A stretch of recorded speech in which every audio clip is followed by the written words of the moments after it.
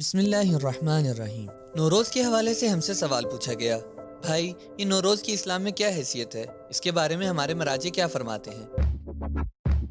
آپ کا سوال، مستند اور مستدل جواب۔ مومنین، آج کا جواب شروع کرنے سے پہلے ہم آپ سے گزارش کرتے ہیں کہ اس چینل کو آپ ضرور سبسکرائب کریں اور اپنے فرینڈز کے ساتھ ان ویڈیوز کو ضرور شیئر کریں تاکہ اہل بیت کا پیغام زیادہ سے زیادہ جوانوں تک پہنچ سکے۔ نوروز پرشین کیلنڈر کے مطابق نئے سال کا آغاز ہے، جس دن سورج برج حمل تک پہنچتا ہے اور موسم بہار کی ابتدا ہوتی ہے، جس دن ایران اور اس کے ہمسایہ فارسی زبان ممالک کے لوگوں کے درمیان کچھ خاص آداب و رسوم ہوتے ہیں اور وہ اسے عید کے طور پر مناتے ہیں۔ نوروز ایران کی قدیم قومی عیدوں میں سے ایک عید ہے جو اسلام سے پہلے رائج تھی۔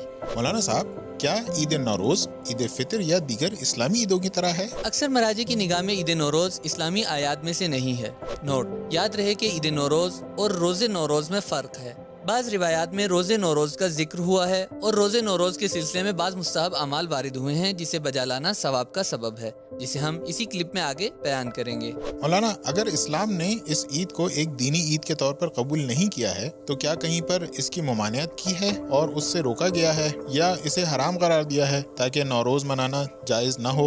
ائمہ معصومین علیہ السلام کے زمانے میں بھی نوروز کے دن جشن منایا جاتا تھا اور یہ ایک رائج رسم تھی۔ اگر نوروز اسلام اور دین کے خلاف ہوتا تو قطعاً ائمہ معصومین علیہ السلام واضح طور پر تاکید کے ساتھ اس کی ممانعت فرماتے، اور بے شک وہ ممانعت ہم تک پہنچتی، اور واضح ہے کہ ائمہ علیہ السلام کی خدمت میں نوروز کا ذکر ہوتا تھا، لیکن انہوں نے اس کی ممانعت نہیں فرمائی اور اسے باطل قرار نہیں دیا ہے۔ نوروز کے سلسلے میں روایتیں۔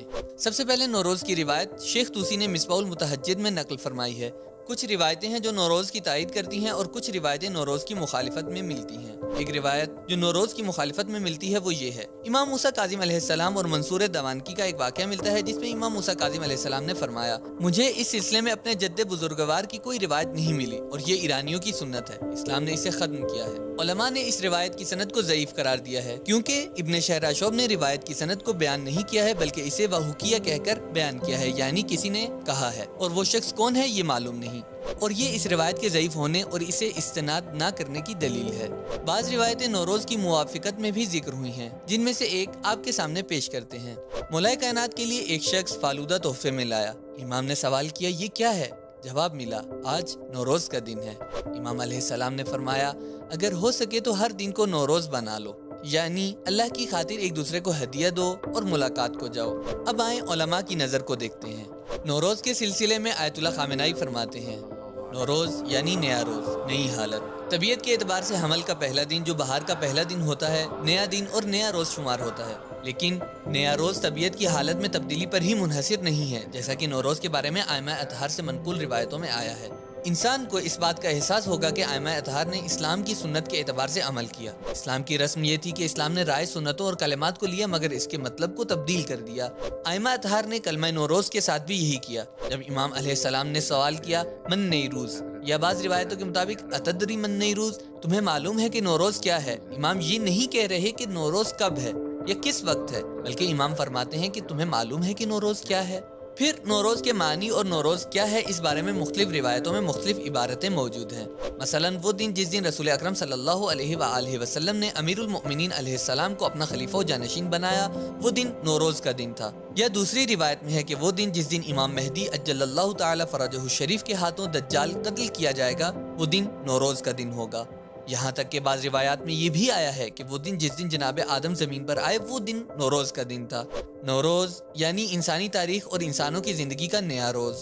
ظاہراً ان روایتوں میں امام علیہ السلام یہ نہیں بتانا چاہتے ہیں کہ جس دن یہ واقعات رونما ہوئے ہیں یا ہوں گے وہ حمل کی پہلی تاریخ تھی یا تاریخ ہوگی۔ نہیں، یہ بہت بعید ہے کہ امام علیہ السلام کی مراد یہ ہو، بلکہ امام کی مراد یہ تھی کہ نوروز کے معنی ہم سمجھیں۔ نوروز یعنی وہ دن جس دن آپ اپنے عمل کے ذریعے یا ہر رونما ہونے والے واقعے کے ذریعے اس دن کو نیا بنا رہے ہوں۔ مثال کے طور پر 22 بہمن کے جس دن انقلاب اسلامی کو امت ایران نے کامیاب کیا، وہ دن بھی نیا دن یعنی نوروز ہے۔ جس دن امام خمینی نے دنیا کے مستکبروں خصوصاً امریکہ کو تماچا لگایا، وہ دن بھی نیا دن یعنی نوروز ہے۔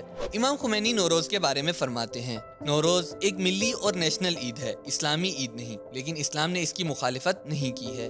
یا دوسری جگہ پر فرماتے ہیں، نوروز ایک قدیم قومی عید ہے۔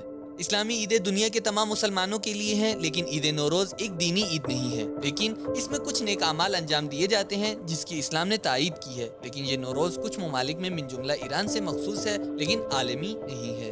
نوروز کے اعمال کے سلسلے میں معلّہ بن خنیس کی امام صادق علیہ السلام سے روایت ہے، جس میں امام نے نوروز کے تمام اعمال کو ذکر کیا ہے۔ اس حدیث کے سلسلے میں مشہور فقی محمد حسین نجفی، جن کی مشہور کتاب جواہر الکلام درس خارج میں مجتہدین کے درمیان تدریس کی جاتی ہے، آپ فرماتے ہیں نوروز کا غسل فقہا کے نزدیک مشہور ہے۔ اس روایت کی بنیاد پر جسے معلّہ بن خنیس نے امام صادق علیہ السلام سے نقل کیا ہے اور جسے کتاب مصباح المتہجد میں شیخ طوسی نے نقل کیا ہے، نوروز کا غسل فقہا کے نزدیک مشہور ہے اور مجھے اس مسئلے میں کوئی بھی مخالف نہیں ملا۔ غسل، مشہور فقہا نے نوروز کے دن غسل کو مستحب قرار دیا ہے۔ آیت اللہ سیستانی حافظہ اللہ نے بھی نوروز کے دن غسل کو مستحب قرار دیا ہے۔ یہ غسل بھی غسل جمعہ کی طرح ہے، فقط نیت یہ ہوگی کہ میں غسل نوروز کرتا ہوں قربتاً الی اللہ۔ غسل کرنے کے طریقے پر ہماری کلپ موجود ہے، آپ کارڈ پر کلک کر کے دیکھ سکتے ہیں۔ روزہ، آیت اللہ سیستانی نے مستحب روزوں کی فہرست میں نوروز کے روزے کو بھی ذکر فرمایا ہے۔ پاکیزہ لباس پہنیں اور خوشبو لگائیں۔ نماز، جب نماز ظہر و عصر اور ان کے نافلہ سے فارغ ہو تو 4 رکعت نماز 2 رکعت کر کے پڑھیں۔ پہلی 2 رکعت نماز میں سورہ الحمد کے بعد 10 مرتبہ سورہ قدر اور دوسری رکعت میں سورہ الحمد کے بعد 10 مرتبہ سورہ کافرون، اور پھر اگلی 2 رکعت نماز کی پہلی رکعت میں سورہ الحمد کے بعد 10 مرتبہ سورہ توحید اور دوسری رکعت میں سورہ الحمد کے بعد 10 مرتبہ سورہ فلق اور 10 مرتبہ سورہ ناس کی قرأت کرے۔ نماز تمام کرنے کے بعد سجدہ شکر کرے اور اس میں یہ دعا پڑھے۔